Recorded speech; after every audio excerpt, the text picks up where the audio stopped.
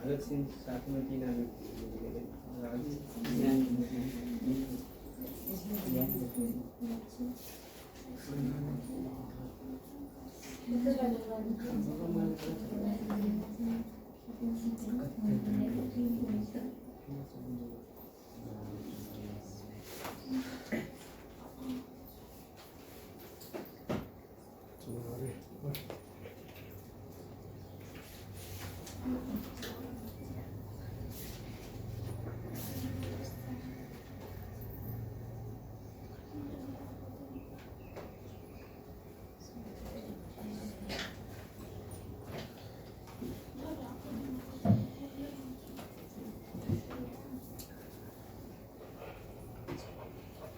चलिए आप लोगों को फिर से स्वागत है अपने बोर्ड यात्रा 24/7 पर। रोज की तरह आज भी आप लोगों को एक अलग क्लास लेकर के आए हैं, जिसमें आज देखेंगे कि क्लास 12 का हिंदी नंबर अध्याय नंबर 6 है, जिसका नाम है एक लेख और एक पत्र। पूरा अध्याय इसमें हम लाइन टू लाइन पढ़ेंगे। इससे पहले इस चैनल पर 5वां चैप्टर तक कंप्लीट हो चुका है, 1 से लेके 5 चैप्टर तक कंप्लीट हो चुका है क्वेश्चन के साथ। आज आप लोगों को 6ठा चैप्टर देखेंगे और इसमें लाइन टू लाइन पढ़ेंगे कि क्या बोल रहा है उस चैप्टर के बारे में। तो चलिए, बाकी इस चैनल पर आप नए हैं तो चैनल को सब्सक्राइब कर लीजिए, ताकि जब भी इस प्रकार का वीडियो डालेंगे तो सबसे पहले नोटिफिकेशन आप तक पहुंच जाए। तो चलिए इसमें देखेंगे कि पढ़ना क्या है। चलिए, 6ठा नंबर अध्याय है और उसमें जो भी पढ़ाएंगे आपको ध्यान देना पड़ेगा। देख सकते हैं बोर्ड यात्रा 24/7, ये हिंदी बिहार बोर्ड के लिए है। चैप्टर का नाम क्लास 6 है, चैप्टर 6 है। और चैप्टर का नाम क्या है? एक लेख और एक पत्र। इसका लेखक कौन है? भगत सिंह। इसमें हम देखेंगे जो भी बोलेंगे पढ़ाएंगे वो आपको याद हो जाएगा, साथ में बोलना है।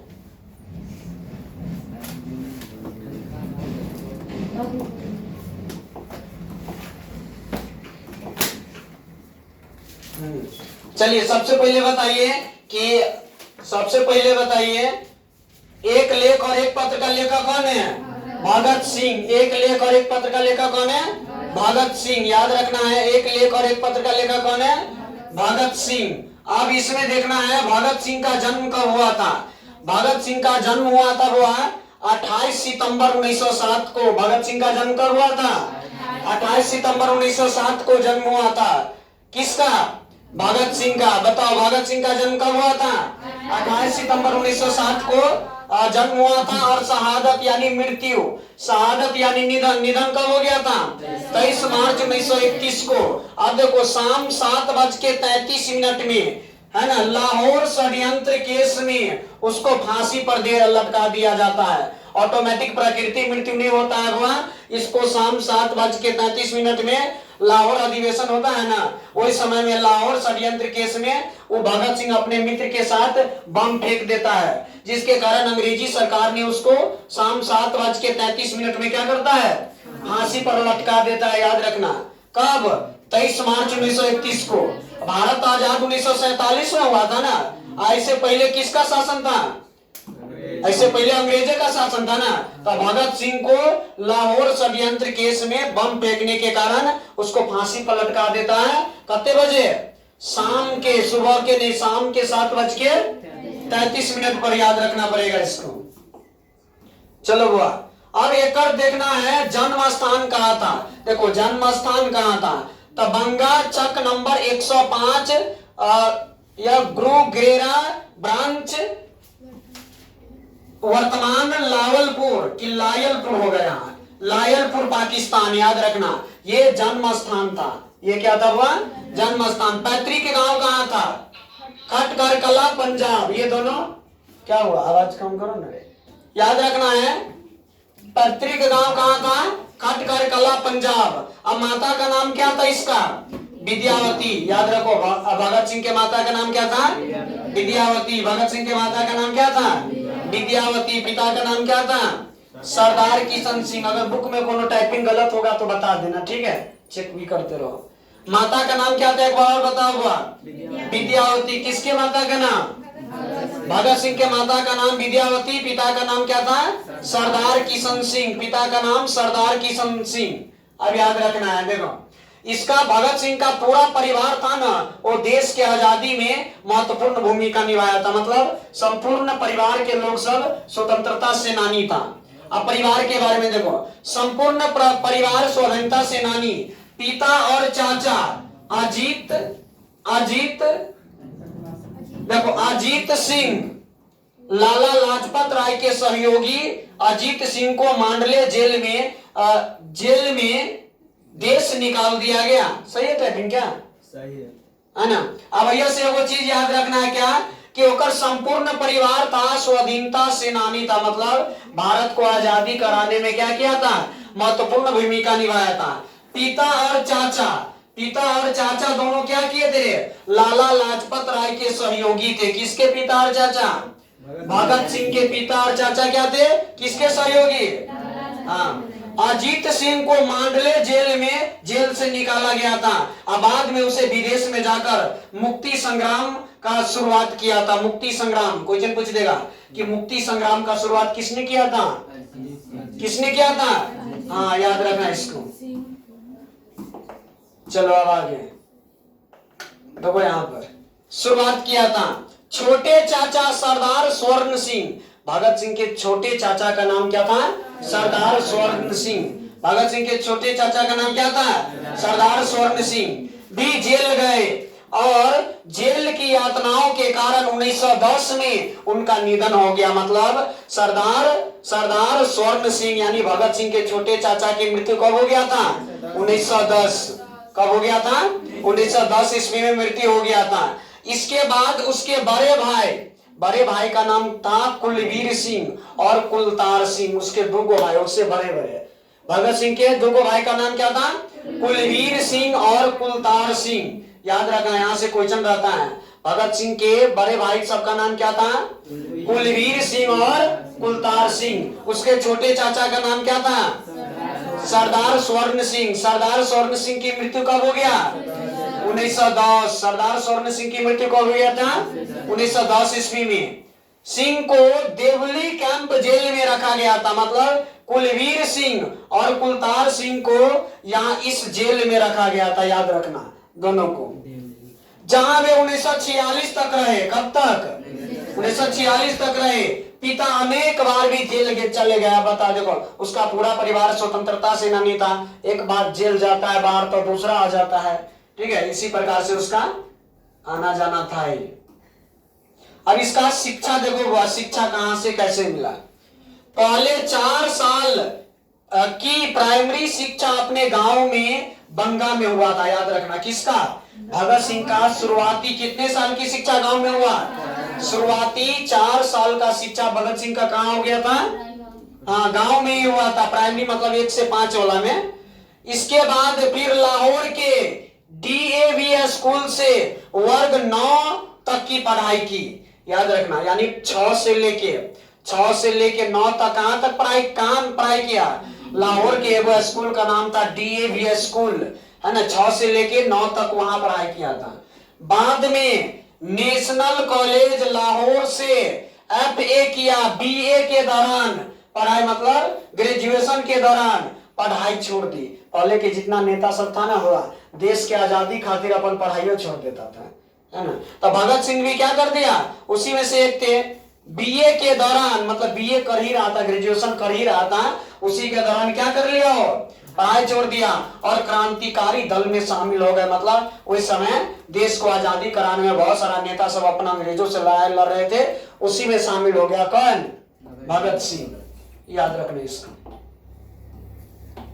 अब इसको आगे देखो, एक और प्रभाव देखो। बचपन में करतार सिंह सरावा और 1914 के गदर पार्टी के आंदोलन के प्रति तीव्र आकर्षक हुआ। मतलब भगत सिंह जो था ना, ये करतार सिंह सरावा के साथ ज्यादा रहते थे और गदर पार्टी में ज्यादा हुआ आकर्षित थे। मतलब उसमें गदर पार्टी में शामिल हो गए थे।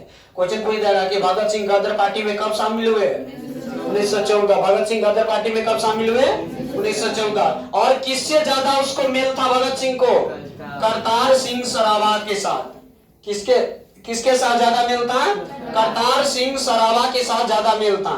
सरावा की निर्भीक कुर्बानी का मन पर ऐशबाई और गहरा असर 16 नवंबर 1915 को सरावा की फांसी के समय भगत सिंह की उम्र 8 वर्ष थी। देखो यहां पर जब कितना है, क्या हुआ है, देखो भगत सिंह की जब करतार सिंह सरावा का फांसी दिया गया, बताओ करतार सिंह सरावा का फांसी कब दिया गया था?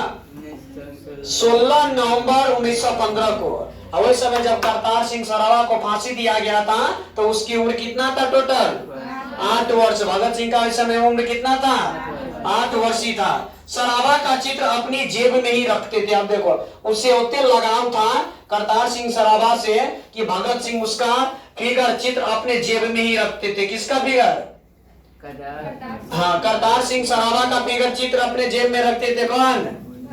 भगत सिंह। जब उसको फांसी मिला तो उसकी उम्र कितना था? केवल 8 वर्ष उम्र था भगत सिंह का, याद रखना। अब देखो गतिविधि के बारे में ध्यान दो। 12 वर्ष की उम्र में जालियांवाला बाग की मिट्टी लेकर क्रांतिकारी गतिविधियों की शुरुआत किया।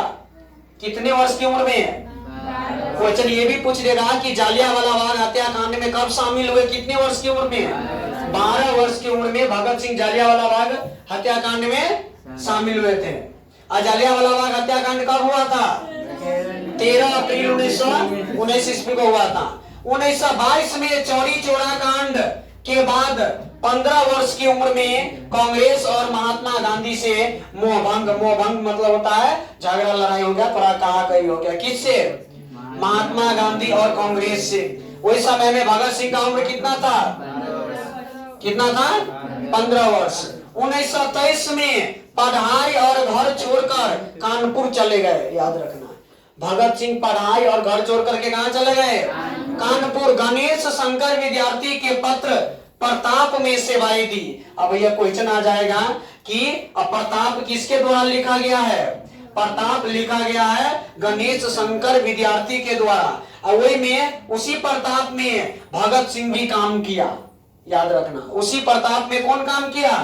भगत सिंह भी कुछ दिनों तक उसमें काम किया। किसमें? प्रताप में। और प्रताप किसके द्वारा लिखा गया है? गणेश शंकर विद्यार्थी के द्वारा लिखा गया है, जिसमें भगत सिंह भी अपना योगदान दिया। अब ध्यान दो।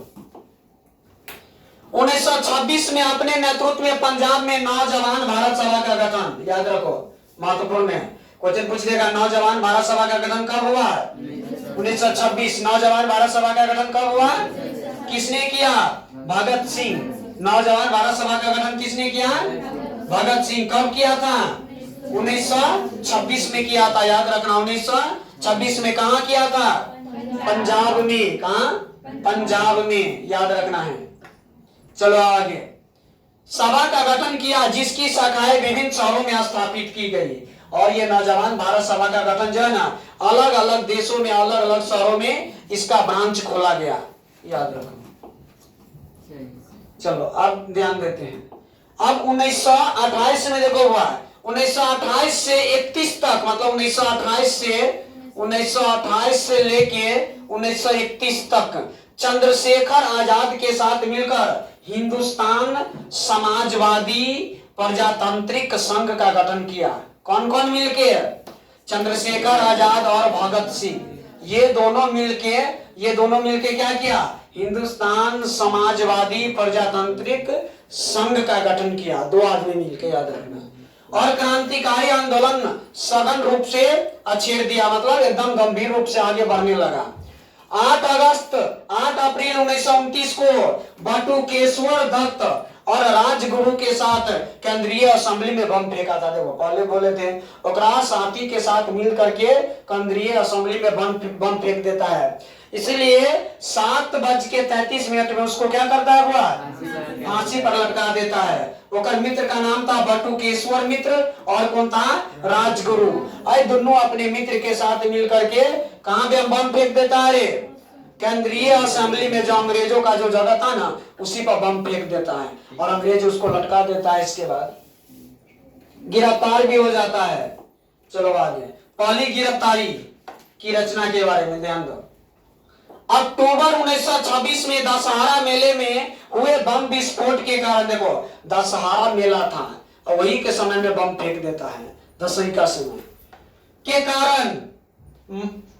कारण मई होगा यहाँ पर, मई 1927 में हुई उसकी पहली बार गिरफ्तारी हो जाती है। क्वेश्चन पूछ देगा कि भगत सिंह की पहली गिरफ्तारी कब हुई थी, 1927। भगत सिंह की पहली गिरफ्तारी कब हुई थी, 1927, याद रखो।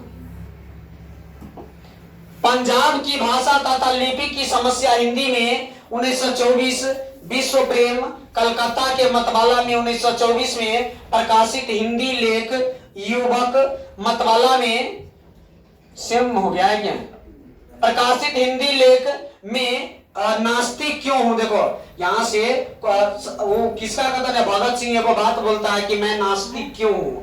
नास्तिक मतलब, आस्तिक मतलब होता है विश्वास करने वाला भगवान पर, नास्तिक मतलब होता है विश्वास नहीं करने वाले, याद रखना, विश्वास नहीं करने वाले भगवान पर उसको क्या बोलोगे, नास्तिक। तो भगत सिंह खुद कहते हैं कि मैं नास्तिक क्यों हूं। क्वेश्चन पूछ देगा कि मैं नास्तिक क्यों हूं, किसका कथन है, भगत सिंह का। मैं नास्तिक क्यों हूं, किसका कथन है, भगत सिंह का। अछूत समस्या, विद्यार्थी और राजनीति, सत्याग्रह और हड़ताले, बम का दर्शन, भारतीय क्रांति का आदर्श आदि अनेक लेख टिप्पणियों एवं एक पत्र जो अलग अलग प्रकाशकों द्वारा भगत सिंह के दस्तावेज के रूप में प्रकाशित हुआ। याद रखो यहाँ से एगो महत्वपूर्ण है कि मैं नास्तिक क्यों हूं, किसका कथन है, भगत सिंह का। याद रखना इसको, ध्यान दे दो। अब आगे किसको प्यास लग गया, गजब हालत है, जाओ एक आदमी जाओ पी लो। सचिंद्र नाथ सन्याल की पुस्तक बंदी जीवन, देखो रे ये सचिंद्र नाथ सन्याल के एगो किताब का नाम था, क्या नाम था उसका, बंदी जीवन। सचिंद्र नाथ सन्याल के एगो किताब का नाम क्या था, बंदी जीवन। रे सुनवे नहीं कर रहा तू सबे, सचिंद्र नाथ सन्याल के एगो किताब का नाम क्या था, बंदी जीवन।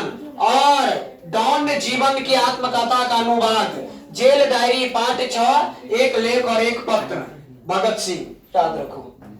अब देखो उसमें देखेंगे वो भगत सिंह के दस्तावेज के रूप में प्रकाशित, ये भी यही है, ठीक है। देखो सचिंद्र नाथ सन्याल के पुस्तक का नाम बता हुआ, सचिंद्र नाथ सन्याल के वो किताब का नाम बंदी जीवन, यहां से याद रखना। अब देखो जेल डायरी भी लिखी, मतलब जेल में डायरी, डायरी होता है क्या कि अपने बारे में बहुत दिन में वो क्या किया, समझ में आया कि नहीं। निम्नलिखित क्या हुआ,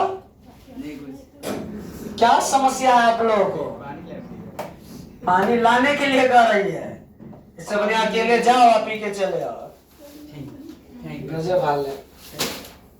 चार पुस्तकें भगत सिंह के द्वारा लिखी गई। देखो भगत सिंह के द्वारा कितनी पुस्तकें लिखा गया, आप ऐसे करोगे तो क्वेश्चन याद नहीं होगा, हम क्लास में दोबारा पढ़ाने वाला है नहीं, समझ में आ गया कि नहीं। तो भगत सिंह के कुल कितने पुस्तक लिखा गया रे, 4। भगत सिंह के कुल कितने पुस्तक लिखा गया, 4।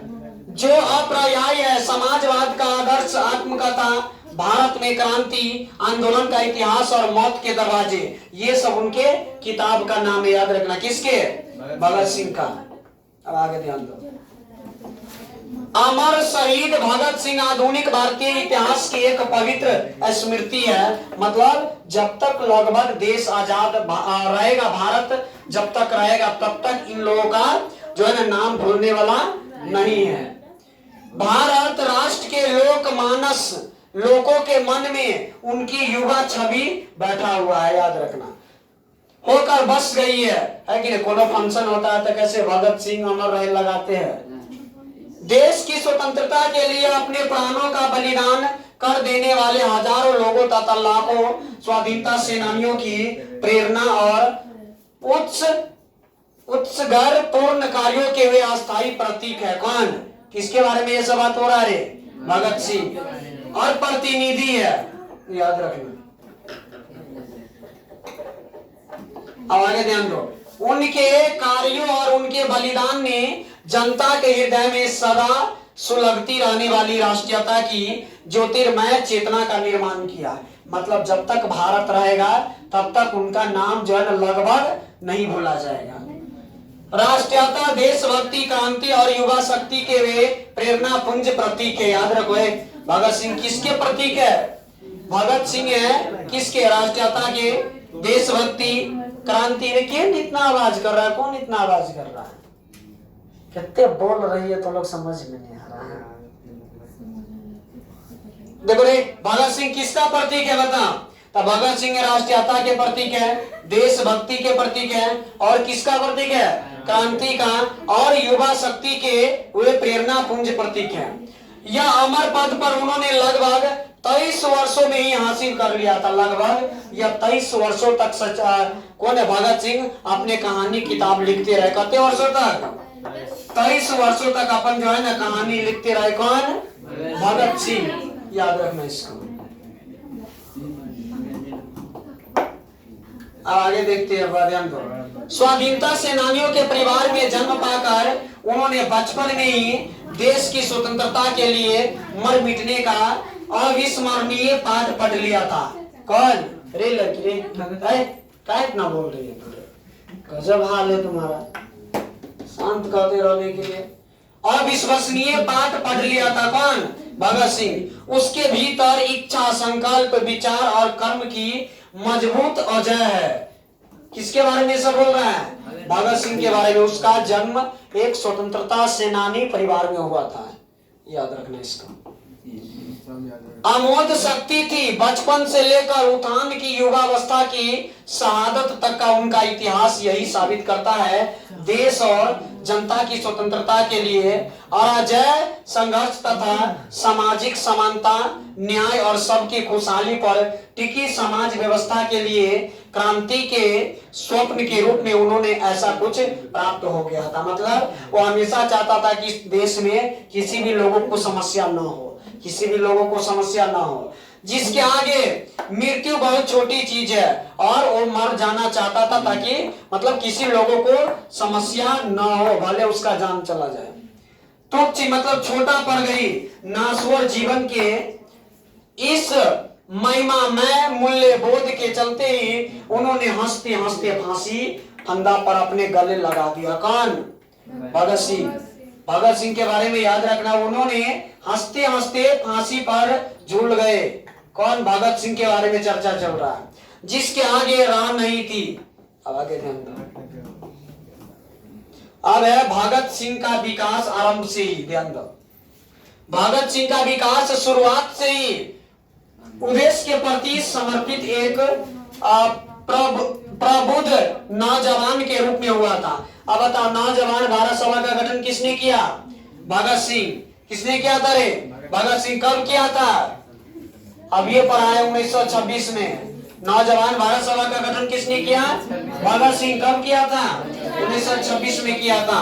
लाहौर में छात्र जीवन में ही उनका संग साथ अपने ही जैसे लक्ष्यनिष्ठ जागरूक युवकों से हो गया था। इसमें अनेक आगे चलकर उसके साथी क्रांतिकारी बन गए। देखो, भगत सिंह का साथी आगे चलकर क्या बन गए थे? क्रांतिकारी बन जाते हैं। एक जागरूक छात्र के रूप में उनकी दृष्टि देश दुनिया की हलचलों और गतिविधियों पर हमेशा बनी रहती थी। किसका? भगत सिंह का। पर पूरा देश दुनिया पर भगत सिंह का जो है ना नजर रहती थी। चलो आगे। अब आगे देखो, अपनी रुचि की पुस्तकों जिनमें साहित्य, राजनीतिक, दर्शन, इतिहास आदि विषयों की पुस्तकें हुआ करती थी, उन्होंने खूब पढ़ा। कौन? भगत सिंह। इसके बाद उनसे प्राप्त ज्ञान के प्रकाश में अपने देश समाज आदि के बारे में सोच विचार करते रहते थे। हमेशा जो है ना नई नई चीजों को उनको सीखना शौक था। किसका? भगत सिंह का। उनकी मानसिकता, जागरूकता, सोच विचार और प्रबुद्धता ही वह कारण थी कि घर छोड़ने के बाद वे कानपुर में गणेश शंकर विद्यार्थी के पास चले गए थे। देखो यहाँ पर क्वेश्चन पूछ देगा कि भगत सिंह कानपुर में अपने किस मित्र के पास चले गए थे? गणेश शंकर विद्यार्थी। गणेश शंकर विद्यार्थी कहाँ रहते थे? कानपुर में। वहीं पर भगत सिंह अपने मित्र के साथ मित्र के पास चले गए थे, पास चले आए और वहां उनके पत्र प्रताप को अपनी सेवाएं भी दी। पहले भी बता दिए है कि पत्र जो है ना प्रताप जो है ना वो गणेश शंकर विद्यार्थी का है और मैं काम किया था, भगवतो सिंह काम किया था। याद रखना इसका। अब आगे देखो हुआ महत्वपूर्ण विषयों पर लगातार लेख लिखे। भगत सिंह जो है ना महत्वपूर्ण बातों पर क्या किया? लेख लिखा। उनमें से अनेक पत्र पत्रिकाओं में प्रकाशित करवाए। एक चिंतक विचारक के रूप में वे समाजवाद और मार्क्स एंगल्स की विचारधारा से लगातार प्रभावित थे। देखो यहाँ से क्वेश्चन पूछेगा कि भगत सिंह किससे ज्यादा प्रभावित थे?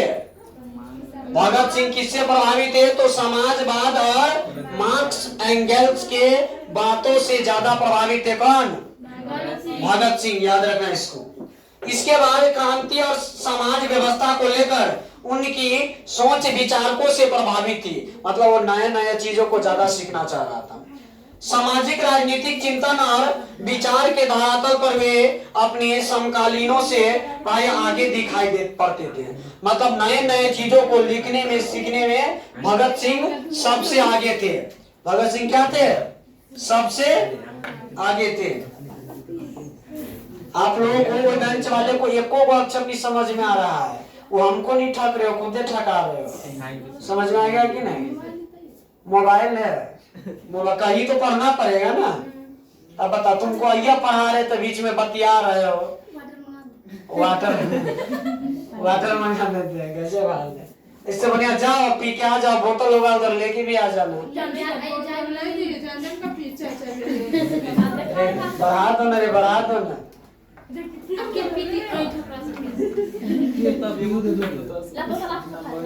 जब ऐसे बतियाओगे तो कैसे चलेगा? है चलेगा? लेट ही होगा। बहुधा आज सयाने और अभिभावकीय दृष्टिकोण वाले लोग यह राय प्रकट करते दिखाई पड़ते हैं। देखो गाँव घर में कोनो बड़ा चीज करने जाता है ना, तब बड़ बुजुर्ग की केला राय ले जाए ताकि वो बढ़िया से राय विचार देगा। नहीं, याद रखना। भगत सिंह भी वही काम करते थे। छात्रों की राजनीति से अलग रखना चाहिए। देखो ये भगत सिंह का क्या कहना था कि छात्रों को राजनीति से अलग रखना चाहिए। उनका काम पढ़ाई करना और अपनी योग्यता बढ़ाना है। एक छात्र का क्या काम है? पढ़ाई करना और अपने ज्ञान में वृद्धि करना। पढ़ाई करना और अपने ज्ञान में वृद्धि करना, ये क्या काम था? भगत सिंह का। राजनीति में उलझना नहीं। गोया राजनीति का पढ़ाई से कोई अस्थायी वैर विरोध हो। छात्र और युवा भगत सिंह के विचार इस संबंध में क्या है, वे इस बारे में क्या सोचते हैं, इसकी झलक यहाँ भगत सिंह के छोटे से निबंध में मिलती है। यह सही है कि उन दिनों स्वाधीनता, आप ध्यान दो, अभी लेखक के परिचय चल रहा है। उन दिनों स्वाधीनता आंदोलन चल रहा था। याद रखो, जब भगत सिंह जो है कैसे कर रहा है इसे?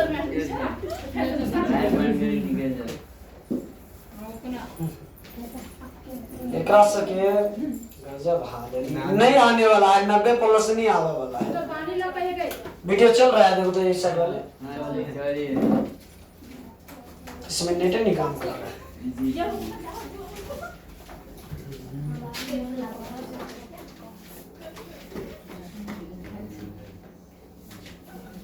सौ के पहाड़ रहता है बेकार। अगर से रूम में अगला घर से ऐसा करेंगे, अगला घर से ऐसा करेंगे, जिसको नहीं पढ़ना रहेगा उसको छुट्टी कर देंगे।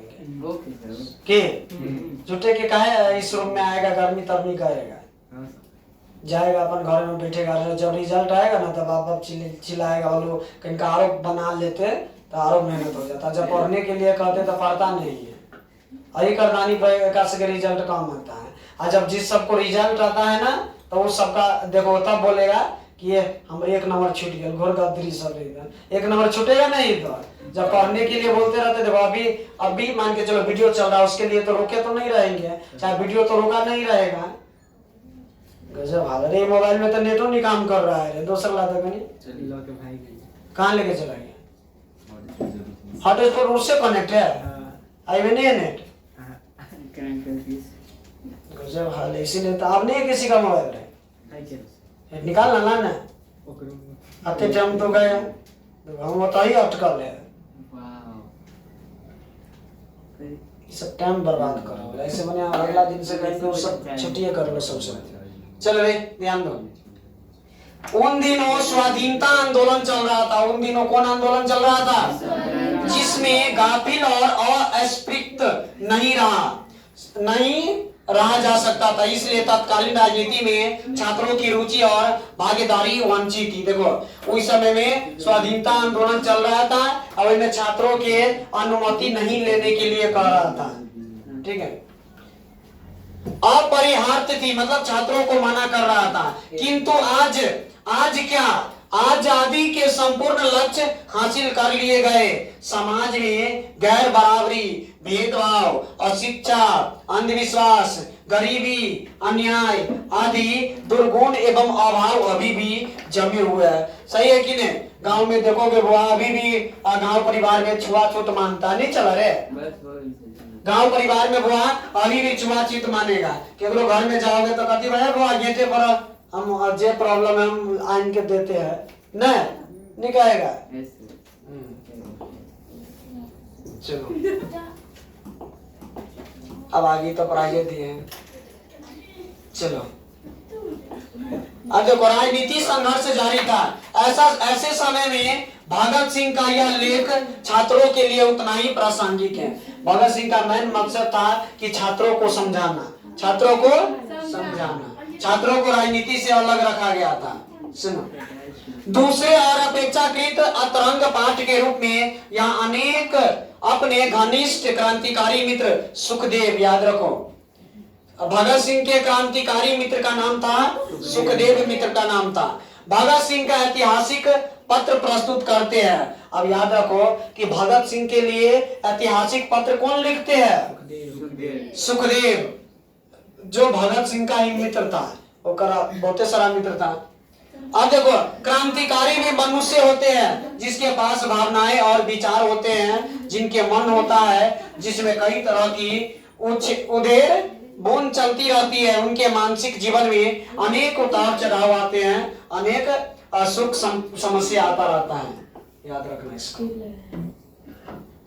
अब आगे चलते हैं।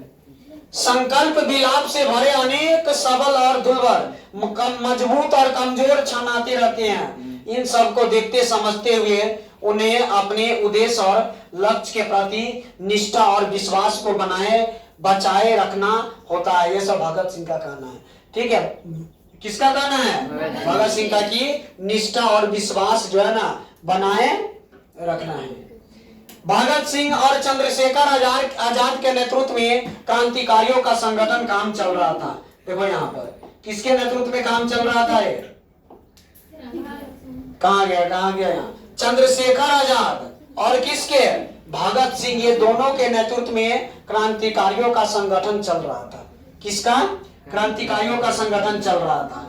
अपने साथियों के साथ लगातार अंतरंग संवाद कायम रखकर ही वे सच्चे अर्थों में और उनसे अपनी मैत्री निभा रहे थे तथा जरूरी क्षणों में उनकी सहेज संभाल रख सकते थे। इस पत्र में भगत सिंह और सुखदेव के बीच के अंतरंग संवाद की एक शिक्षा पर झलक मिलती है। मतलब जो सुखदेव ने पत्र लिखा ना, वो भगत सिंह और सुखदेव क्या बात करते थे उसके बारे में उसमें बताया गया है। पत्र कौन लिखता है? भगत सिंह। अब देखो, वे मृत शरीर नवयुवकों के वे शहीद जो झूल गए फांसी के फंदे से, वे दिल जो छलनी हो गए भूरे शीशे से, सर्द और निस्पंद जो वे लगते हैं, जीवित है और कहीं आबादी ओज के साथ वे जीवित है अन्य। ये सब भगत सिंह जो है ज्यादा इसमें लड़ाई के बारे में रहेगा। अब देखो युवा जन्मे ओ राजाओं वे जीवित है, अन्य बंधु जन्मे फिर से तुम्हें चुनौती देने को तैयार हुए, पवित्र हो गए, मृत्यु से शिक्षित और समुन्नत, दफन न होते आजादी पर मरने वाले पैदा करते। कहने का मतलब जो देश के लिए जो मरता है ना वो कभी दफन नहीं होते, उसका नाम जो है ना जब तक देश रहेगा तब तक रहबे करता है। अब बताओ जो जितने भी देश के आजाद करवाया वो सबका नाम बोलेगा? जब भी कोनो फंक्शन आता है तो अमर रहे करते हैं ना, पैदा करते हैं मुक्ति बीज, फिर और बीज पैदा करने को जिसे ले जाती दूर हवा और फिर बोती है, और जिसे पोषित करते हैं वर्षा और जल हिम मतलब बर्फ।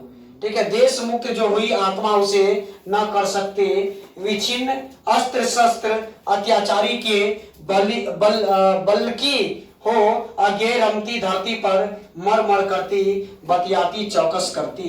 ये सब वजह सुखदेव लिखा हुआ है भगत सिंह के बारे में।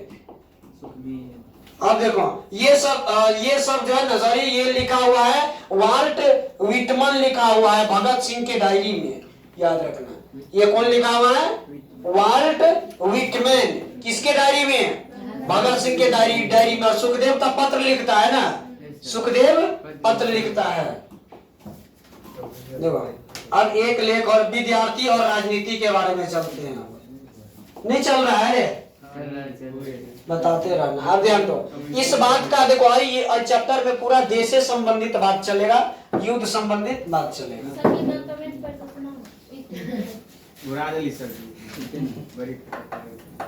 कमेंट अभी पहले पढ़ो ना, चलो ना कमेंट वाला बात। इस बात कौन कमेंट किया था? कहते अच्छा इस बात का बड़ा भारी शोर सुना जा रहा है कि पढ़ने वाले नौजवान विद्यार्थी राजनीति या पॉलिटिकल कामों में हिस्सा न ले। अब बता नौजवान भारत सभा का गठन किसने किया? भगत सिंह। कब किया था रे? 1926 में किया था। पंजाब सरकार की राय बिल्कुल ही न्यारी है, बिल्कुल ही अच्छी है। विद्यार्थियों से कॉलेज में दाखिल होने से पहले इस आशय की शर्त पर हस्ताक्षर करवाए जाते हैं कि पॉलिटिक्स कामों में हिस्सा नहीं लेंगे। देखो रे पंजाब सरकार की वो पहल सामने आया है, वो नीति सामने आया है। वहां पर जो भी कॉलेज में भाग लेगा ना तो विद्यार्थी से साइन करवाया जाता था कि तुम कभी राजनीति में नहीं जाओगे, नेता उता नहीं बनोगे तो कहो, तब हम तुम अपने अपने कॉलेज में एडमिशन देंगे। किसका कथन था? पंजाब के सरकार का है ना। तब वो क्या करते थे? अपने कॉलेज में एडमिशन देते थे, और जैसे ही बोलता था कि हम नेता बनेंगे तो उसको जो है ना पंजाब के कॉलेजों में पढ़ने नहीं दिया जाता था। उस समय में भगत सिंह के समय में, याद रखो। आप ध्यान दो। आगे हमारा दुर्भाग्य कि लोगों की ओर से चुना हुआ मनोहर जो अब शिक्षा मंत्री है।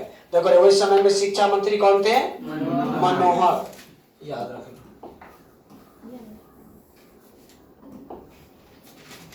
स्कूल कॉलेजों के नाम पर एक सर्कुलर या परिपत्र भेजता है कि कोई पढ़ने या पढ़ाने वाला पॉलिटिक्स में हिस्सा न ले। देखो रे ऐसा नहीं कि कोई पढ़ने वाला ही, अगर जो पढ़ाता भी है वो भी नेता नहीं बन सकता है। जो पढ़ाता भी है वो भी नेता नहीं बन सकता है। कुछ दिन हुए जब लाहौर में स्टूडेंट्स यूनियन या विद्यार्थी सभा की ओर से विद्यार्थी सप्ताह मनाया गया। याद रखो विद्यार्थी सप्ताह कहाँ मनाया गया था? लाहौर में। विद्यार्थी सप्ताह कहाँ मनाया गया था रे? अरे मोबाइल कहाँ चल रहा है रे? ये कहाँ चल रहा है? तो चल रहा है। कोई बोल रहे लाहौर में विद्यार्थी सभा कहाँ बनाया गया था? लाहौर में विद्यार्थी सभा कहाँ बनाया गया था? लाहौर में बनाया जा रहा था। वहां भी सर अब्दुल कादर और प्रोफेसर ईश्वर चंद्र नंदा ने इस बात पर जोर दिया कि विद्यार्थी को पॉलिटिक्स में हिस्सा नहीं लेना चाहिए। याद रखो क्वेश्चन पूछ देगा कि सर अब्दुल कादर और प्रोफेसर ईश्वर चंद्र, क्या इसका कहना था कि विद्यार्थी में हिस्सा लेना चाहिए? इसका कहना था कि विद्यार्थी को राजनीति में हिस्सा नहीं लेना चाहिए, याद रखना। विद्यार्थी सभा कहाँ बना? लाहौर में। पंजाब के राजनीतिक जीवन में सबसे बिछड़ा हुआ कहा जाता है। पंजाब को राजनीतिक जीवन में सबसे बिछड़ा हुआ किसको कहा जाता है? पंजाब को। मतलब राजनीति के क्षेत्र में सबको सबसे बिछड़ा हुआ केकरा कहेंगे? पंजाब को। इसका क्या कारण है? क्या पंजाब में बलिदान कम दिए है? इसका कारण स्पष्ट है कि हमारे शिक्षा विभाग के अधिकारी लोग बिल्कुल ही बुद्ध है, मतलब कम ज्ञान है। आज पंजाब काउंसिल की कार्रवाई पढ़कर इस बात का अच्छी तरह पता चलता है कि इसका क्या कारण यह है कि हमारी शिक्षा निकम्मी होती है। हमारी शिक्षा क्या है? निकम्मी मतलब होता है खराब। हमारी शिक्षा क्या है? निकम्मी होती है और फिजूल होती है, बिना मतलब वाला होती है। आगे चलो, अब ध्यान दो। फिजूल होती है, ध्यान दो, फिजूल होती है और विद्यार्थी युवा जगत अपने देश की बातों में कोई हिस्सा नहीं लेता। विद्यार्थी जो है ना, देश के भागों में हिस्सा नहीं लेता। इस संबंध में कोई भी ज्ञान नहीं होता। कहाँ का सब बात हो रहा है? पंजाब का। जब वे पढ़कर निकलते हैं तब उनमें से कुछ ही आगे पढ़ते हैं। अब बताइए, इसी में से अब आदमी पढ़ रहा है। 10वां के बाद जरूरी है सब आदमी, जब 12वीं के बाद जरूरी है सब आदमी आगे BA TA करेगा। आधा से ज्यादा के तो शादी हो जाएगा, घर संभाल लेगा कि किताब बाद में संभालना। लड़की में लड़का में नहीं होगा, लड़का से मैंने रहेगा। ठीक है, अच्छा ओकर शादी हो जाएगा। सही बोल रहे, लड़की सब का पीछे का सब काम है विचार से हो जाएगा।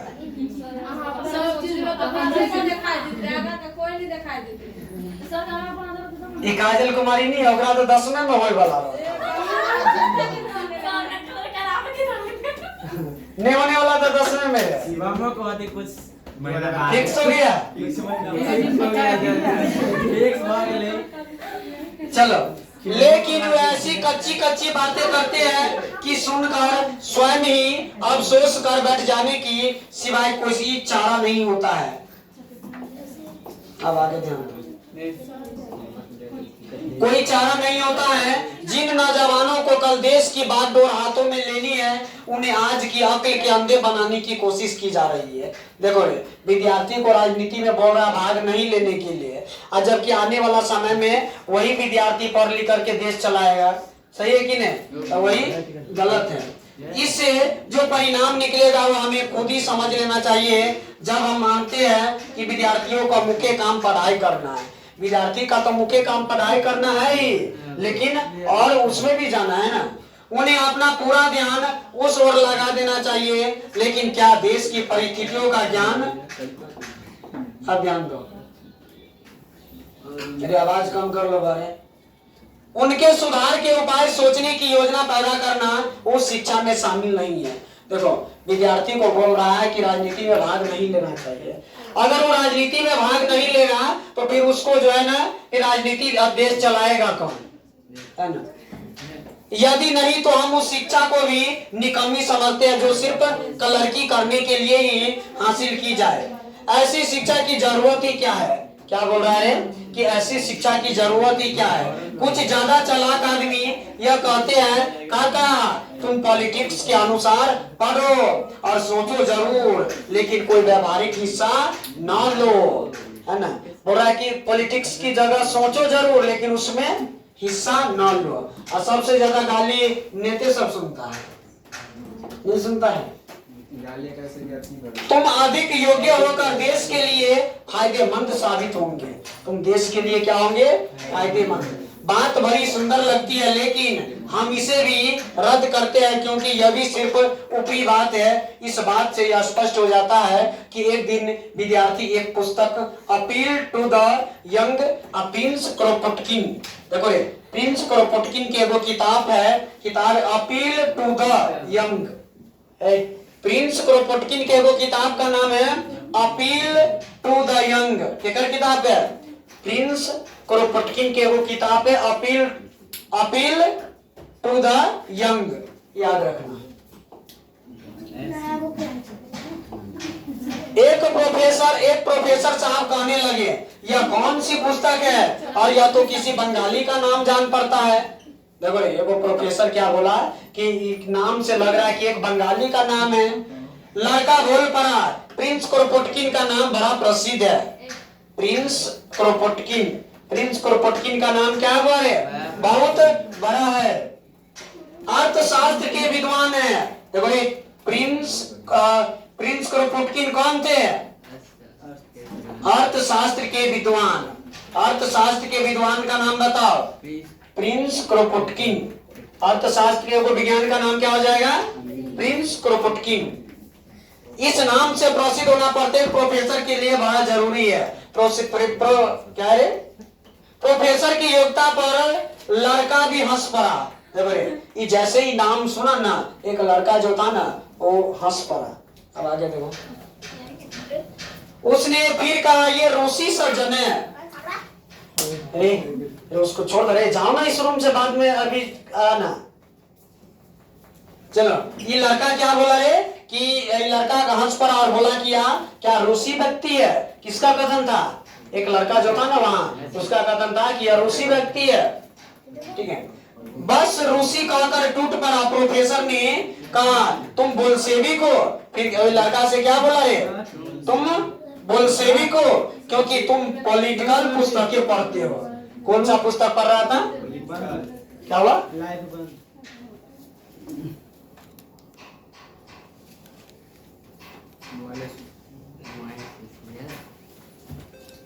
क्या हो गया, चाल खत्म।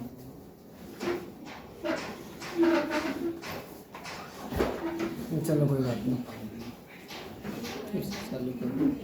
चल रे उधर बोलो ना बुआ।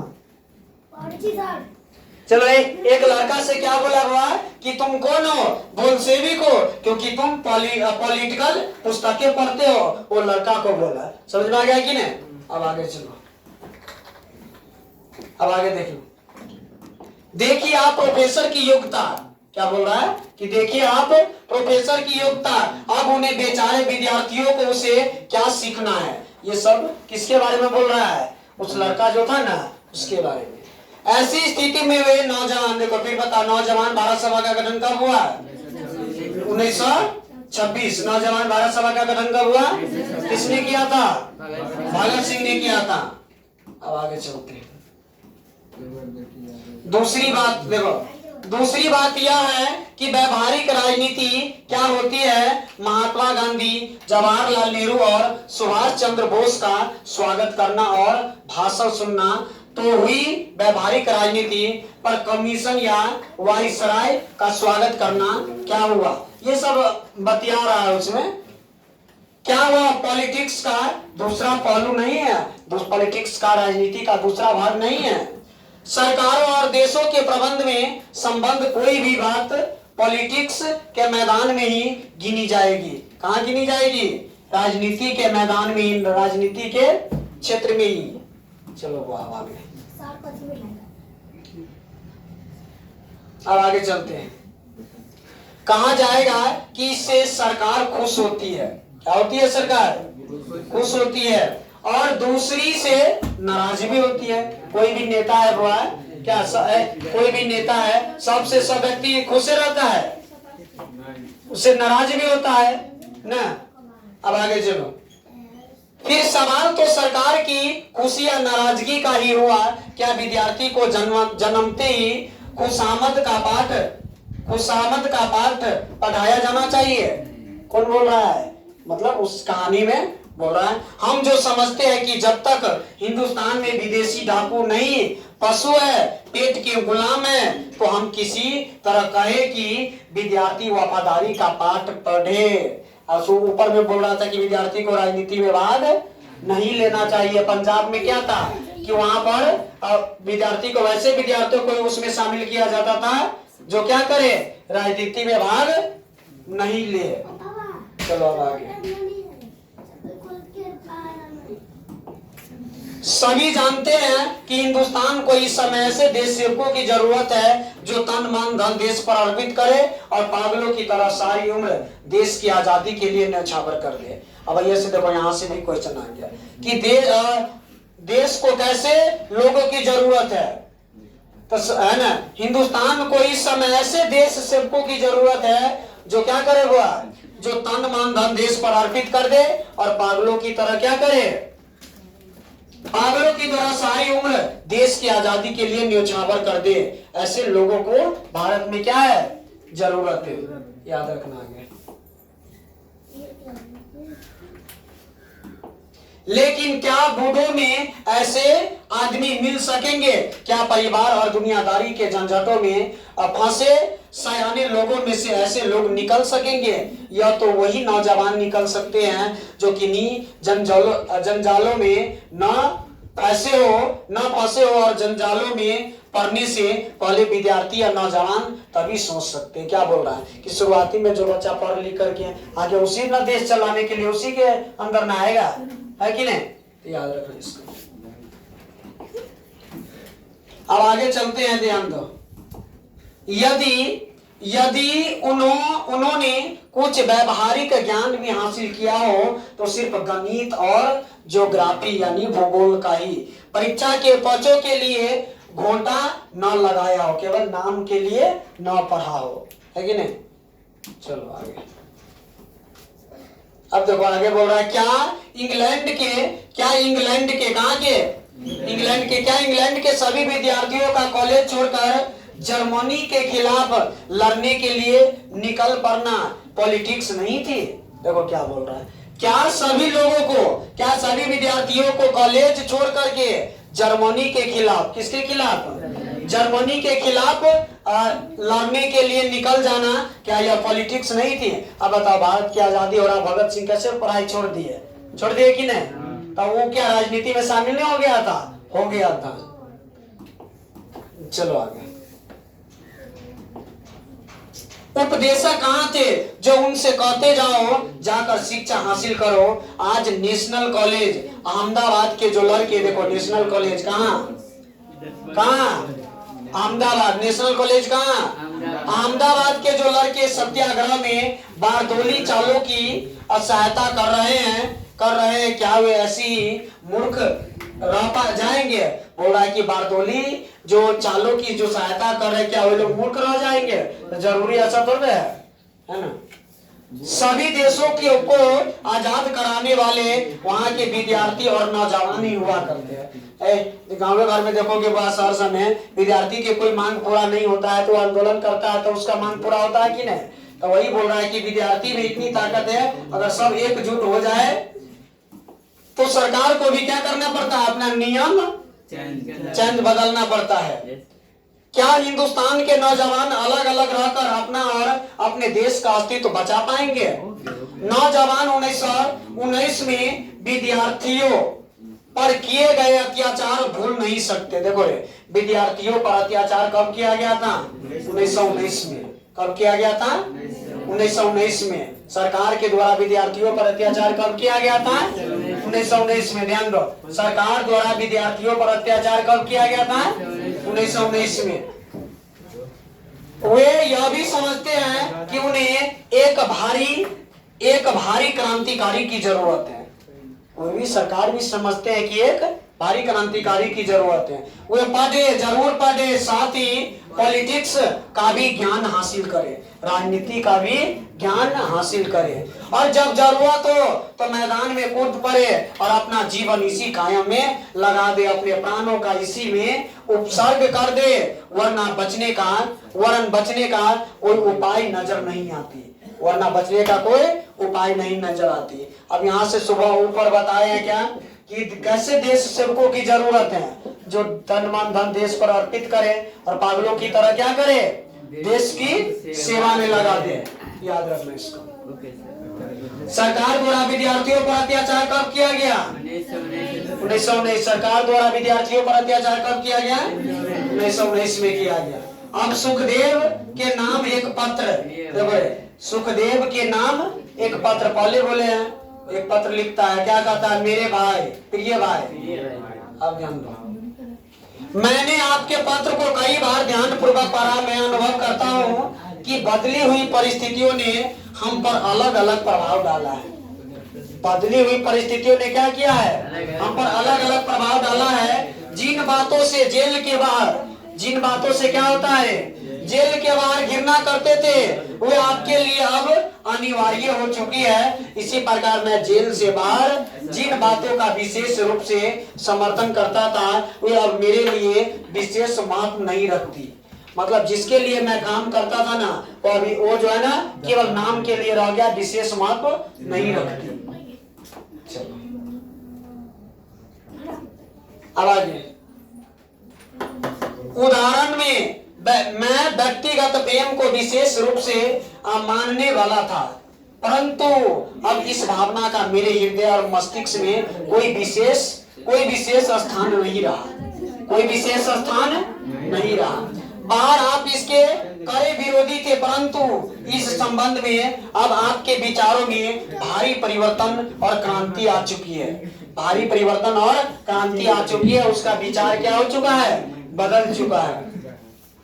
आप इस मानव जीवन का एक अत्यंत आवश्यक एवं अनिवार्य अंग अनुभव करते हैं और सहानुभूति से आपको एक प्रकार का आनंद भी प्राप्त हुआ। एक प्रकार का क्या हुआ, आनंद भी प्राप्त हुआ। अब आगे ध्यान दो, आपको याद होगा कि एक दिन मैंने आत्महत्या के विषय में आपसे चर्चा की थी। देखो रे, अब यही कहेगा कि आत्महत्या का अर्थ है केवल कुछ सुखों से बचने के लिए व्यक्ति अपने जीवन को क्या करता है, समाप्त कर लेता है। आत्महत्या के विषय में आपसे चर्चा की थी, तब मैंने आपको बताया था कि कई परिस्थिति में आत्महत्या उचित हो सकती है। देखो क्या बोल रहा है कि कई स्थिति में आत्महत्या सही भी हो सकती है, कई स्थिति में आत्महत्या गलत भी हो सकती है, ठीक है। परंतु आपने मेरे दृष्टिकोण का विरोध किया। मुझे उस चर्चा का समय एवं स्थान भली प्रकार याद है। हमारी यह बात सहनशाही कुटिया में शाम के समय हुई थी। देखो रे, भगत सिंह और सुखदेव के बीच में बात कहाँ हुई थी, कौन कुटिया में, सहनशाही कुटिया में जगह था, वहां पर दोनों की मुलाकात हुई थी। याद रखना इसको। आपने मजाक के रूप में हंसते हुए कहा था कि इस प्रकार की कायरता का कभी उचित नहीं माना जा सकता। आपने कहा था कि इस प्रकार का कार्य भयानक और घृणित है। देखो क्या कह रहा है कि भगत सिंह बोल रहा है, सुखदेव ने भगत सिंह के बोला था क्या कायरता थी, आत्महत्या ठीक है था। भगत सिंह क्या बोले थे कि कुछ हद तक सही भी है, कुछ हद तक गलत भी है, वो स्थिति देखना है कि कैसी स्थिति है। परंतु इस विषय पर भी मैं देखता हूं कि आपकी राय बिल्कुल बदल चुकी है। अब आप उसे कुछ अवस्थाओं में न केवल उचित वरना अनिवार्य एवं आवश्यक अनुभव करते हैं। मेरी इस विषय में अब वही राय है जो पहले आपकी थी। कहने का मतलब जो पहले उसकी राय थी वही क्या है, अब भगत सिंह की भी राय है, दोनों का राय है। अर्थात आत्महत्या एक घृणित अपराध है। देखो आत्महत्या क्या हुआ, ये वो घृणित अपराध है। यह पूर्णतः कायरता का कार्य करता। कायरता मतलब डरपोक, क्रांतिकारी का तो कहना ही क्या, कोई भी मनुष्य ऐसे कार्य को उचित नहीं ठहरा सकता। कोई व्यक्ति बोलेगा कि आत्महत्या अच्छा चीज है, किसी से भी पूछोगे सब बोलेगा ये क्या रे, गलत है। अब आगे ध्यान दो। आप कहते हैं कि आप यह नहीं समझ सके कि केवल कष्ट सहन करने से आप अपने देश की सेवा किस प्रकार कर सकते हैं। आप जैसे व्यक्ति की ओर से ऐसा प्रश्न करना बड़े आश्चर्य की बात है। क्या बोल रहा है, केवल कष्ट सहकर के देश की सेवा नहीं की जा सकती है, कुछ पैसों से कर सकते हैं, कुछ योगदानों देके कर सकते हैं ना। क्योंकि नौजवान, फिर बता हुआ नौजवान भारत सभा का गठन, भारत सभा के तहत सेवा द्वारा कष्टों को सहन करना एवं बलिदान करना को हमने सोच समझकर कितना प्यार किया था। मैं यह समझता हूँ कि आपने अधिक से अधिक संभव सेवा किया, लोगों को बहुत सहूलियत किया। अब आगे ध्यान दो। मैं यह समझता हूं कि आपने अधिक से अधिक संभव सेवा की। अब वह समय है कि जो कुछ आपने किया उसके लिए कष्ट उठाए।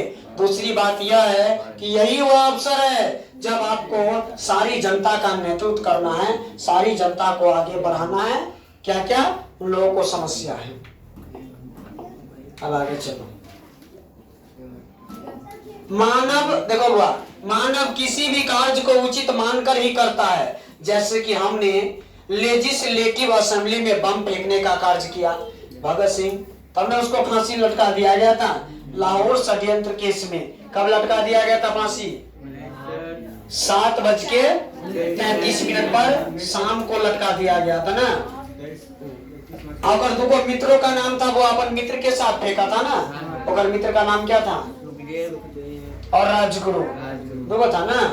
कार्य करने के बाद उसका परिणाम और उसका फल भोगने की बारी आती है। क्या आपका यह विचार है? यदि हमने दया के लिए गिड़गिड़ाते हुए दंड से बचने का प्रयत्न किया होता तो हमारा यह कार्य उचित होता। बोल रहा है कि अगर हम अंग्रेजों के सामने में झुक जाते, गिड़गिड़ाते, तो शायद हमको फांसी पर नहीं लटकाते। लेकिन सबसे प्रथम था देश आजाद कराना। क्या? देश आजाद कराना। अब आगे देखो। इसका प्रभाव लोगों पर उल्टा होता है। अब हम अपने लक्ष्य में पूर्णतः सफल हुए। बंदी होने के समय हमारी संस्थाओं के राजनीतिक बंदियों की दशा अत्यंत दयनीय थी। अत्यंत उस समय के भगत सिंह के साथ काम करने वाले लोगों का हालत काफी खराब था। हमने उसे सुधारने का प्रयास किया, आरंभ कर दिया। मैंने आपको पूरी गंभीरता से बताता हूँ। ये सब कौन बोल रहा है? भगत सिंह। बताता हूँ, हमें यह विश्वास था कि हम बहुत कम समय के भीतर ही मर जाएंगे। देखो, भगत सिंह को पहले से ही पता था कि बहुत कम समय के भीतर ही क्या हो जाएगा? मर जाएगा। हमें उपवास की स्थिति में कृत्रिम रीति से भोजन दिए जाने का न तो ज्ञान ही था, न हमें यह विचार सोचता ही था। हम तो मृत्यु के लिए तैयार थे, हम तो मृत्यु के लिए तैयार थे। तब न कहा जाता कि भगत सिंह हंसते हंसते झूल गए। क्या आपका यह अभिप्राय है कि हम आत्महत्या करना चाहते थे? क्या भगत सिंह आत्महत्या करना चाहते थे? सुनो, अब आगे सुनो। आत्महत्या करना चाहते थे? नहीं। परिवर्तनशील होना एवं श्रेष्ठ और उत्कृष्ट आदर्श के लिए जीवन दे देना कदापि आत्महत्या नहीं हो सकती। एक देश के लिए बलिदान देना कभी भी आत्महत्या नहीं हो सकती। हमारे मित्र श्री यतीन्द्र नाथ दास, देखो भगत सिंह का एक और मित्र टपक गया, उसका नाम था यतीन्द्र नाथ दास। भगत सिंह के एक और मित्र का नाम था, क्या नाम था उसका?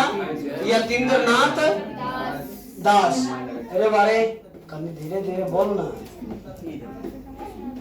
तुम्हारा आवाज नहीं आ रहा है यहाँ पे। बतिया रही है, कहते हैं तो हम ही को कह रही है। तब जाओ बाहर बतियाओ को। गजब हाल कहते हैं तो सुनो। तो ये भगत सिंह के मित्र का नाम क्या था? वो यतीन्द्र, क्या नाम था? यतीन्द्र नाथ दास। भगत सिंह के एक मित्र का नाम क्या था? मृत्यु तो अस्पृहनीय है, क्या आप इसे आत्महत्या कहेंगे? हमारा कष्ट सहन करना भलीभूत हुआ समस्त देश में। अब बोला कि पूरे देश में एक विराट और सर्वव्यापी आंदोलन शुरू हो गया है। हम अपने लक्ष्य में सफल हुए। इस प्रकार के संघर्ष में मरना एक आदर्श मृत्यु है। देखो रे, भगत सिंह के अनुसार कैसी मृत्यु को आदर्श मृत्यु मानते हैं? तो देश सेवा में मरना क्या कहता है? एक आदर्श मृत्यु मानते हैं। कौन? भगत सिंह। आप देखो, अब सुनो वो आगे। इसके अतिरिक्त हम में से जिन लोगों को यह विश्वास है कि उनको मृत्युदंड दिया जाएगा, बोल रहा है कि हम लोगों में से जिन लोगों को यह विश्वास है कि उनको क्या दिया जाएगा, मृत्युदंड दिया जाएगा, उनको धैर्य पूर्वक उस दिन की प्रतीक्षा करनी चाहिए जब यह सजा सुनाई जाएगी, और तत्पश्चात मतलब उसके बाद उन्हें फांसी दे दी जाएगी। यह मृत्यु भी सुंदर होगी, परंतु आत्महत्या करना केवल कुछ दुखों से बचने के लिए अपने जीवन को समाप्त कर देना तो कायरता है। ये किसका कथन है? भगत सिंह का। केवल कुछ दुखों से बचने के लिए अपने जीवन को समाप्त कर देना क्या हुआ? कायरता। किसका कथन है? भगत सिंह का कथन है। चलो आगे। मैं आपको बताना चाहता हूँ कि विपत्तियां दो कष्ट व्यक्ति को पूर्ण बनाने वाली होती है। मैं और आप वरन में कहूंगा, हम में से किसी ने भी किंचित कष्ट सहन नहीं किया है। हमारे जीवन का यह भाग तो अभी शुरुआत हुआ है। अभी क्या हुआ है? भगत सिंह की मृत्यु हो गया, फिर भी जो भारत के जो लोग सब था, नेता सब था, वो देश को आजादी करवाया कि नहीं? अगर भगत सिंह की फांसी लगा गया, उधर सब नेता छोड़ के भाग जाता तो आजाद नहीं होता ना। चलो आगे। आपको यह याद होगा कि अनेक बार इस विषय पर हमने बातचीत की। रूसी साहित्य के प्रत्येक स्थान पर जो वास्तविकता मिलती है वह हमारे साहित्य में कदापि नहीं दिखाई देती है, कभी भी दिखाई नहीं देती है। हम उनकी कहानियों में कष्टों और क्या दुखमय स्थितियों को बहुत पसंद करते हैं, परंतु कष्ट सहन करने की उस भावना को अपने भीतर अनुभव नहीं कर सकते। कष्ट सहने की इस भावना को अपने भीतर अनुभव नहीं कर सकते। हम उनके उन्माद और उनके चरित्र की असाधारण ऊंचाइयों के प्रशंसक है, परंतु इसके कारणों पर सोच विचार करने की कभी चिंता नहीं करते। चलो मैं कहूंगा कि केवल विपत्तियां सहन करने के साहित्य के उल्लेख ने ही उन कहानियों में सहृदयता, दर्द की गहरी टीस और उनके चरित्र तथा साहित्य में ऊंचाई उत्पन्न की है। हमारी दशा उस समय दयनीय, उस समय खराब और हास्यास्पद हो जाती है जब हम अपने जीवन में अकारण ही रहस्यवाद प्रविष्टि कर लेते हैं। मतलब बिना कारण के हम गलत बन जाते। रे कैसे कर रहे हो? सुनो ना, कर जाते हैं। यद्यपि इसके लिए कोई प्रकृति या ठोस आधार नहीं होता है। देखो, इसके लिए कोई भी प्रकृति और ठोस आधार नहीं होता है। अब आगे चलो। कैसे कर रहा है ये पलटू कुमार? अरे गजब हाल है रे। जाओ ना, जितना जाना है बाहर जाओ ना, फिर ऐसे क्यों कर रहा है? नहीं करना है तो जाओ बाहर। सुनो हमारे जैसे व्यक्तियों को जो प्रत्येक दृष्टि से क्रांतिकारी होने का गर्व करते हैं, सदैव हर प्रकार से उन विपत्तियों, चिंताओं, दुखों और कष्टों को सहन करने के लिए तत्पर रहना चाहिए। कौन बोल रहा है सब? भगत सिंह, जिसको हम स्वयं आरंभ किए संघर्ष के द्वारा आमंत्रित करते हैं एवं जिनके कारण हम अपने आप को क्रांतिकारी करते हैं। हम अपने आप को क्रांतिकारी कहते क्यों? क्योंकि उन्होंने क्या किया? चिंता, दुख और कष्टों को झेला। ठीक है, अब आगे चलो। मैं आपको बताता हूं कि जेलों में और केवल जेलों में ही कोई व्यक्ति अपराध एवं पाप जैसे महान मानसिक विषय का प्रत्यक्ष अध्ययन करने का अवसर पा सकता है। कहाँ? जेलों में। कहाँ पा सकता है रे? जेलों में। मैंने इस विषय का कुछ साहित्य पढ़ा और जेलें ही ऐसे विषयों का स्वाध्याय करने के लिए सबसे अधिक उपयुक्त स्थान होता है। कौन? जेल। स्वाध्याय का सर्वश्रेष्ठ भाग है स्वयं कष्टों को सहना। स्वयं कष्टों को क्या करना? सहना। जिसको जेल होता है ओकरे पता होता है कि भगत सिंह अगर वही समय में बोल देता कि वो भाग भी सकता था, वो भाग जाता तो फिर आजाद भारत नहीं होता। अभी तक अंग्रेज के अंदर में झूलते रहता है। चलो आगे। आप भली प्रकार जानते हैं कि रूस में राजनीतिक बंदियों का बंदी गृहों में विपत्तियां सहन करना ही जारशाही का तख्ता उलटने के पश्चात उसके द्वारा जेलों के प्रतिबंध में क्रांति लाए जाने का सबसे बड़ा कारण था। कहाँ? रूस में। क्या भारत के ऐसे व्यक्तियों की आवश्यकता नहीं है जो इस विषय से पूर्णतया परिचित हो? क्या भारत में ऐसे लोगों की जरूरत नहीं है जो राजनीति के बारे में बढ़िया से जाने और इस समस्या का निजी अनुभव रखते हो? केवल यह कह देना कि दूसरा कोई इस काम को कर लेगा, इस कार्य को करने के लिए बहुत लोग हैं। चलो आगे। किसी प्रकार भी उचित नहीं कहा जा सकता इस प्रकार जो लोग क्रांतिकारी क्षेत्र के कार्यों का भार दूसरे लोगों पर छोड़ने को अप्रतिष्ठापूर्ण एवं घृणित समस्या समझते हैं। देखो क्या समझता है? अप्रतिष्ठापूर्ण और घृणित समस्या समझते। क्या चीज को? तो जो काम दूसरे पर थोपता है उसको। उन्हें पूरी लगन के साथ वर्तमान व्यवस्था के विरुद्ध संघर्ष आरंभ कर देना चाहिए। अगर जो लोगों पर अत्याचार करता है उसके खिलाफ आवाज अवश्य ही उठाना चाहिए। अब ध्यान दो। उन्हें चाहिए कि वे उन विधियों का उल्लंघन करें, परंतु उन्हें औचित्य का ध्यान रखना चाहिए, क्योंकि अनावश्यक यानी बिना आवश्यकता के अनावश्यक एवं अनुचित प्रयत्न कभी भी न्यायपूर्ण नहीं माना जा सकता।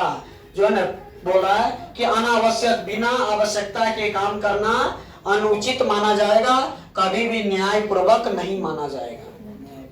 इस प्रकार का आंदोलन क्रांति के कार्यकाल को बहुत सीमा तक काम कर देगा, बहुत आगे बढ़ा देगा। चलो अब आगे। जितने आंदोलन अब तक आरंभ हुए हैं, जितने आंदोलन अब तक आरंभ हुए हैं उन सबसे अलग पृथक रहने के लिए आपने जो तर्क दिए हैं मैं उन्हें समझने में असमर्थ हूँ, मैं उन्हें समझ नहीं सका हूँ। कुछ मित्र ऐसे हैं जो या तो मूर्ख है या ना समझ, वे आपके इस व्यवहार को जिसे वे स्वयं कहते हैं कि हमें किंचित भी नहीं समझ सकते, क्योंकि आप उनसे बहुत ऊंचे और उनकी समझ से बहुत दूर है, परे है, दूर है। अनोखा और अद्भुत समझते हैं। याद रखना, सब बात जरूरी नहीं कि सब समझिए जाए। अनोखा और अद्भुत समझते हैं। अब देखो अब वास्तव में यदि आप यह अनुभव करते हैं कि बंदी गृह का जीवन वास्तव में अपमानपूर्ण है, तो आप उसके विरुद्ध आंदोलन करके उसे सुधारने का प्रयास क्यों नहीं करते? कह रहा है कि अगर आपको लग रहा है कि आप पर अत्याचार हो रहा है, उसे सुधारने का काम क्यों नहीं करते? संभवतः आप यह कहेंगे कि यह संघर्ष सफल नहीं हो सकता, परंतु यह तो वही तर्क है जिसकी आड़ लेकर साधारणतया निर्बल लोग प्रत्येक आंदोलन से बचना चाहते हैं। कमजोर लोग क्या करते हैं? प्रत्येक आंदोलन से बचना चाहते हैं। यह वह उत्तर है जिसे हम उन लोगों से सुनते रहे हैं जो जेल से बाहर क्रांतिकारी प्रयत्नों में शामिल होने से जान बचाना चाहते थे। कते लोग होता है जो आंदोलन में भाग नहीं लेना चाहता है ना? आंदोलन में भाग नहीं लेना चाहता है। चलो आगे। क्या आप यही उत्तर में आपके मुख से सुनूंगा? कुछ मुट्ठी भर कार्यकर्ताओं के आधार पर संगठित हमारी पार्टी अपने लक्ष्यों और आदर्शों की तुलना में क्या कर सकती थी? लक्ष्यों और आदर्शों की तुलना में क्या कर सकती थी? क्या हम इसे यह निष्कर्ष निकाले कि हमने इस काम के प्रारंभ में लगातार भूल की है? नहीं तो इस प्रकार का परिणाम निकालना उचित नहीं होगा, है ना? इस प्रकार का कोई आदमी बोल रहा है कि असफल कब होता है? या तो कोई चूक किया होगा, कुछ गलती किया होगा।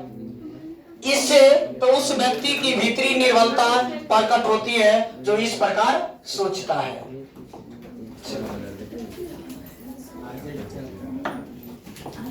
आगे चलकर आप लिखते हैं कि 14 वर्ष बंदी गृह के कष्टों से भरपूर जीवन बिताने के बाद व्यक्ति से यह आशा नहीं की जा सकती कि उस समय भी उसके विचार वही हो। कितने वर्षों तक? 14 वर्षों तक।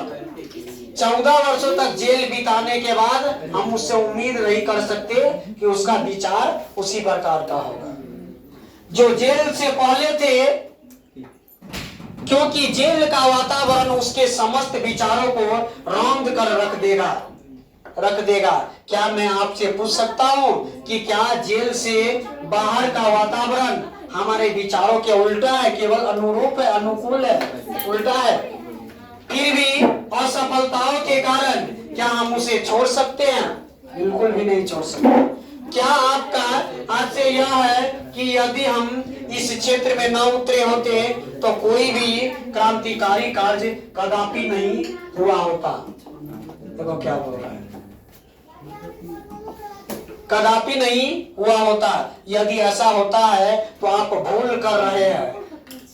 यद्यपि यह कठिन है कि हम भी वातावरण को बदलने में बड़ी सीमा तक सहायक सिद्ध हो जाते हैं। अगर भगत सिंह वहां जब भी मर जाते, अगर नहीं मरते तो आजाद अभी भारत होता भी नहीं, है ना। तथापि हम तो केवल अपने समय की आवश्यकता की उपज है। ये किसका कथन है? भगत सिंह का। भगत सिंह का क्या कहना है कि हम अपने समय की आवश्यकता की क्या है? उपज। याद रखना इसको। अब आगे सुनो। मैं तो यह कहूंगा कि साम्यवाद का जन्मदाता मार्क्स है। अब देखो वहाँ इतना बोल रहा है सब, वहाँ नजदीक है, गौर से सुनने में क्या समस्या है। यदि साम्यवाद का जन्मदाता किसको कहोगे? मार्क्सवाद को। साम्यवाद का जन्मदाता क्या कहोगे? मार्क्सवाद को। वास्तव में इस विचार को जन्म देने वाला नहीं पड़ा था। असल में यूरोप की औद्योगिक क्रांति कहाँ हुई थी? इंग्लैंड में। लेकिन इंग्लैंड अगर ऑप्शन नहीं रहे तो यूरोप के अंतर्गत इंग्लैंड भी आता है। याद रखना, औद्योगिक क्रांति कहाँ हुई थी? इंग्लैंड में। औद्योगिक क्रांति में एक विशेष प्रकार के विचारे वाले व्यक्ति उत्पन्न किए थे। उनमें मार्क्स भी शामिल था। और साम्यवाद का जनक भी किसको कहते हैं? मार्क्स को। 10वां में पढ़ा होगा वो कार्ल मार्क्स के बारे में ना। हाँ, अपने स्थान पर मार्क्स भी निसंदेह कुछ सीमा तक समय के चक्र को एक विशेष प्रकार की गति देने में आवश्यक सहायक सिद्ध हुआ। चलो, मैंने और आपने भी इस देश में समाजवाद और साम्यवाद के विचारों को जन्म नहीं दिया। किसका जन्म नहीं दिया? समाजवाद और साम्यवाद के विचारों को ये लोग नहीं लाए। भगत सिंह सब नहीं लाए। वरना यह तो हमारे ऊपर हमारे समय एवं परिस्थिति के प्रभाव का परिणाम है। निसंदेह हमने इन विचारों का प्रचार करने के लिए कुछ साधारण और तुच्छ मतलब छोटा कार्य अवश्य किया है। इसलिए मैं कहता हूं कि जब हमने इस प्रकार एक कठिन कार्य को हाथ में लिया तो हमें उसे जारी रखना चाहिए। बोल रहा है कि अगर हम काम शुरुआत किए तो क्या करना चाहिए? उसको जारी रखना चाहिए और आगे बढ़ना चाहिए। विपत्तियों से बचने के लिए आत्महत्या कर लेने से जनता का मार्गदर्शन नहीं होगा। केवल दुखों से बचने के लिए आत्महत्या कर लेने से जनता आगे नहीं बढ़ेगा। वरना यह तो एक प्रतिक्रियावादी कार्य होगा। यह क्या होगा? प्रतिक्रियावादी कार्य होगा। अब आगे, जेल के नियमों के अनुसार जीवन की निराशाओं, दबाव और हिंसा के असीम मतलब बहुत सारा असीम परीक्षा युक्त वातावरण का विरोध करते हुए हम कार्य करते रहे। जिस समय हम अपना कार्य करते थे उस समय नाना प्रकार यानी अनेकों प्रकार से हमें कठिनाइयों का निशाना बनाया जा सकता था। उस समय में भगत सिंह को बहुत सारा समस्या करना पड़ा। यहाँ तक कि जो लोग अपने आप को महान क्रांतिकारी कहने का गौरव अनुभव करते थे वे भी हमको छोड़ गए। क्या ये परिस्थितियां असीम परीक्षा युक्त न थी? फिर हमने आंदोलन एवं प्रयासों फिर हम अपने आंदोलन एवं प्रयासों को जारी रखने के लिए हमारे पास क्या कारण और तर्क था। बोल रहा है कि बहुत सारे ऐसे दोस्त भी था भगत सिंह के साथ। जो भगत सिंह को गिरफ्तार किया गया ना, तो उसको बहुत सारा लोग सब उससे क्या किया, उसको उसके साथ से छोड़ दिया। क्या स्वयं यही तर्क हमारे विचारों को शक्ति नहीं देता? और क्या ऐसी क्रांतिकारी कार्यकर्ताओं के उदाहरण हमारे सामने नहीं है, जो जेलों से दंड भोग लौटे और अब भी कार्य कर रहे हैं? यदि वाकुनिन ने आपके समान सोच विचार किया होता तो वह प्रारंभ में ही आत्महत्या कर लेता है, शुरुआती में ही आत्महत्या कर लेता। आज आपको ऐसे असंख्य क्रांतिकारी दिखाई देते हैं जो रूसी राज्य में उत्तरदायी पदों पर विराजमान है और उन्होंने अपने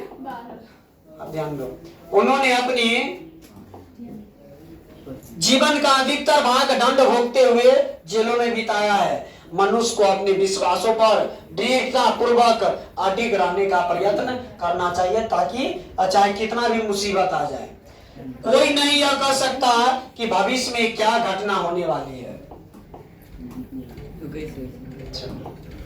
क्या आपको याद है कि जब हम इस विषय पर चर्चा कर रहे थे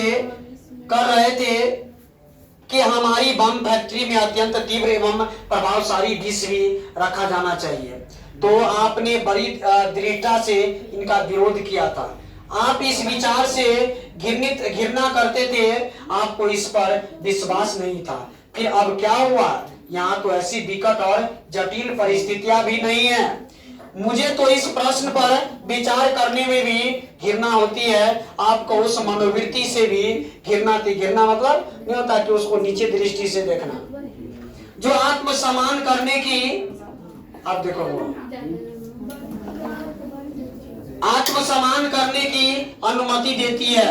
आप मुझे यह कहने के लिए क्षमा करें कि यदि आपने अपने बंदी बनाए जाने के समय ही इन विचारों के अनुकूल कार्य किया होता, तो अर्थात अपने विष खाकर उस समय आत्महत्या कर ली होती, तो आपने क्रांतिकारी कार्य की बहुत बड़ी सेवा की होती। परंतु इस समय तो इस कार्य पर विचार करना भी हमारे लिए हानिकारक है। जो हो गया सो हो गया, है ना। चलो वो आगे। अब एक और विशेष बात जिस पर मैं आपका ध्यान आकर्षित करना चाहता हूँ, यह है कि हम लोग ईश्वर पुनर्जन्म, नरक, स्वर्ग, दंड एवं परितोषित अर्थात भगवान द्वारा किए जाने वाले जीवन के हिसाब आदि में कोई विश्वास नहीं रखते। अतः हमें जीवन एवं मृत्यु के विषय में भी लगातार भौतिकवादी रीति से सोचना चाहिए कि क्या रियल है, क्या फेक है। चलो एक दिन जब मुझे पहचानने जाने के लिए कोई दिल्ली से यहाँ लाया गया था, याद रखो। तो गुप्तचर विभाग, देखो रे, गांव घाटी पुलिस विभाग में हुआ, गुप्तचर विभाग भी होता है जो सूचना को क्या करता है, देता है। विभाग के कुछ अधिकारियों ने मेरे पिताजी की उपस्थिति में मुझसे इस विषय पर बात की थी। उन्होंने कहा था कि मैं कोई भी भेद खोलने और इस प्रकार अपना जीवन बचाने के लिए तैयार नहीं हूं। ठीक है, अब आगे सुनो। इससे सिद्ध होता है कि मैं जीवन से बहुत दुखी हूं। उनका तर्क था कि मेरी यह मृत्यु तो आत्मसम्मान के समान होगी, परंतु मैंने उसको उत्तर दिया कि मेरे जैसे विश्वास और विचारों वाला व्यक्ति व्यर्थ में मरना कदापि सहन नहीं कर सकता, सहन नहीं कर सकता। चलो, हम तो अपने जीवन का अधिक से अधिक मूल्य प्राप्त करना चाहते हैं। ये सब क्या कथन है हुआ? ये सब भगत सिंह का कथन है। हम मानवता की अधिक से अधिक संभव सेवा करना चाहते हैं, विशेषकर मेरे जैसा भला मनुष्य जिसका जीवन किसी भी रूप में दुखी या चिंतित नहीं है, किसी समय भी आत्महत्या करना तो दूर रहा, उसका विचार भी हृदय में लाना ठीक नहीं समझता। वही बात मैं इस समय आपसे भी कहना चाहता हूं कि आत्महत्या करना कायरता है। चलो, आशा है आप मुझे अनुमति देंगे कि मैं आपको यह बताऊं कि मैं अपने बारे में क्या सोचता हूं। अपने बारे में क्या सोचता हूं। मुझे अपने लिए मृत्यु दंड सुनाए जाने का अटल विश्वास है। देखो, भगत सिंह को पता था कि उसको जो बम फेंका है ना, उसको मृत्यु दंड ही सुनाया जाएगा। मुझे किसी प्रकार की पूर्ण क्षमा या नम्र व्यवहार की तनिक भी आशा नहीं थी। नहीं है मतलब उसको थोड़ा भी नहीं लगा कि वो बचने वाले हैं। यदि कोई क्षमा हुई भी तो पूर्णतः सबके लिए होगी, वरना वह भी हमारे अलावा अतिरिक्त अन्य लोगों के ध्यान रखो, अन्य लोगों के लिए लगातार सीमित नितांत सीमित एवं कई बंधनों से जकड़ी हुई होगी। हमारे लिए न तो क्षमा हो सकती है और न ही वो होगी ही। इस पर भी मेरी इच्छा है कि हमारी मुक्ति का प्रस्ताव सम्मिलित रूप में और विश्वव्यापी हो। भगत सिंह को पता था कि वो बचने वाला नहीं है, और उसके साथ ही मेरी अभिलाषा यह है कि जब यह आंदोलन अपनी चरम सीमा पर पहुंचे तो हमें फांसी दे दी जाए। क्या बोल रहा है कि हमें कब फांसी देना चाहिए? जब आंदोलन जो है ना एकदम जोर शोर से देश में आगे बढ़ रहा हो, तब हमको फांसी दे दिया जाए। किसकी इच्छा थी? भगत सिंह की। मेरी यह इच्छा है, यदि कोई सम्मानपूर्ण और उचित समझौता होना तो कभी संभव हो जाए तो हमारे जैसे व्यक्तियों का मामला उसके मार्ग में कोई रुकावट या कठिनाई उत्पन्न करने का कोई कारण न बने। जब देश के भाग्य का निर्णय हो रहा हो तो व्यक्ति के भाग्य को पूर्णतः भुला देना चाहिए। देखो, यहाँ से भी कोई चना गया, ये भी केकर कथन है? भगत सिंह का ही एक कथन है, याद रखना एकदम। अब आगे ध्यान दो। हम क्रांतिकारी होने के नाते अतीत मतलब होता है जो पीछे जो सब बात बीत चुका है ना, उसके बारे में होने के नाते अतीत के समस्त अनुभवों से पूर्णतः अवगत है, मतलब पूर्णतः सब बात क्या है पता है। इसलिए हम नहीं मान सकते कि हमारे शासकों और विशेषकर अंग्रेज जाति की भावनाओं में इस प्रकार का आश्चर्यजनक परिवर्तन उत्पन्न हो सकता है। इस प्रकार का परिवर्तन क्रांति के बिना संभव नहीं है। ये भी भगत सिंह का कथन है कि क्रांति के बिना या आगे देश को आजादी करना संभव नहीं है। क्रांति तो केवल सतत कार्य करते, लगातार कार्य करते रहने से, प्रयत्नों से, कष्ट सहन करने से एवं बलिदानों से ही उत्पन्न की जा सकती है और की जाएगी भी। जहां तक मेरे दृष्टिकोण का संबंध है, मेरे देखने की संबंध है, मैं तो केवल उसी दशा में सबके लिए सुविधाओं और क्षमा दान का स्वागत कर सकता हूं जब उसका प्रभाव अस्थायी हो। उसका प्रभाव क्या हो? अस्थायी और निश्चित हो, और देश के लोगों के हृदय में हमारी फांसियों से, अब ध्यान दो, हमारी फांसियों से कुछ अमिट चिन्ह अंकित हो जाए, बस यही, इससे अधिक और कुछ भी नहीं। बोला कि भले मेरा फांसी हो जाए लेकिन बाकी निर्दोष लोगों को सजा नहीं मिलना चाहिए।